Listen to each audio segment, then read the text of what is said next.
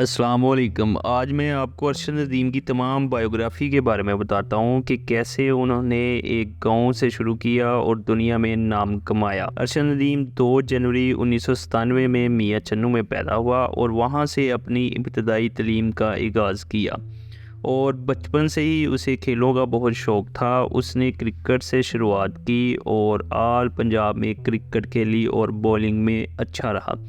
پھر کرکٹ چھوڑ کے فٹ بال شروع کر دی، کبڈی کھیلی، بیڈمنٹن کھیلی، پھر ساری گیمز چھوڑ کے اس کے بعد ایتھلیٹس شروع کر دی۔ پھر وہ پاکستان میں بیسٹ ایتھلیٹ رہا ڈویژن لیول پر۔ ایتھلیٹ میں بھی اس نے کافی گیمز کھیلی جس میں جیویلن تھرو سب سے اچھا رہا۔